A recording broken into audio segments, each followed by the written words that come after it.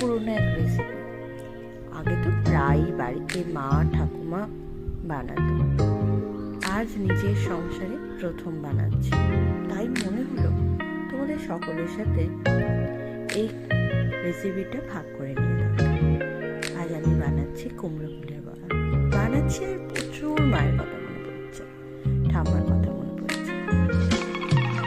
কুমড়ো ফুলটাকে কুচি কুচি করে কেটে নিয়েছি, তাতে দিয়েছি লঙ্কা কুচি, হলুদ গুঁড়ো, একটু লবণ, রেড চিলি, হোমমেড গরম মশলা, 2 চামচ বেসন, 1 চামচ চাল গুঁড়ো। এবার এটাকে শুকনো অবস্থা হাত দিয়ে হালকা করে মিক্স করে নেব। এবার এর মধ্যে দেবো অল্প খুব সামান্য জল। এবার এটাকে ভালো করে চেপে মেখে নিয়ে যতক্ষণ না এর থেকে জল বেরোচ্ছে ততক্ষণ মাখবো। মেখে এবার কিছুক্ষণের জন্য রেস্টে রেখে দেবো। এবার কড়াইটা গরম করে নিলাম, নিয়ে এতে সামান্য সর্ষের তেল দেব। সর্ষের তেল হলো খুব প্রিয় একটা জিনিস বাঙালি।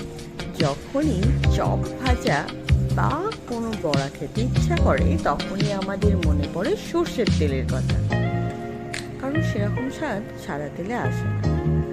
আমার রেস্টিং হয়ে গেছে বড়ার। এবার বড়াটা কড়াইতে দিয়ে দেবো এক এক করে। দিয়ে দিলাম। এবার এটাকে ভেজে ছাড়িয়ে দেবো, যাতে ভালোভাবে ভেতর অবধি ভাজা হয়। এইভাবে প্রত্যেকটা বড়া দিয়ে দিলাম। এবার এটি খানিকক্ষণের জন্য ঢাকনা দিয়ে রাখবো। মিডিয়াম টু হিটে রেখে দিলাম। এবার আবার খানিকক্ষণ পর ঢাকনাটা খুলে উল্টে পাল্টে দেবো। প্রত্যেকটা বড়া ধীরে ধীরে উল্টে পাল্টে দিলাম। এবার আবার খানিকক্ষণের জন্য ঢাকনা দিয়ে চাপা দিয়ে রাখবো।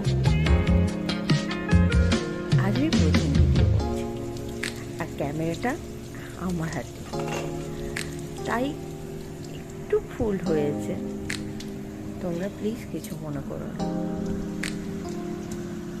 আজ অনেকদিন পর আমার ঠাম্মার কথা খুব মনে পড়ছে। ঠাম্মা আমার হাতে ধরে প্রত্যেকটা রান্না শিখিয়েছে।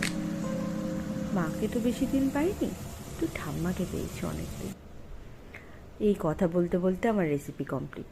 এবার তোমরা এটা গরম ভাতের সাথে সার্ভ করো। টাটা।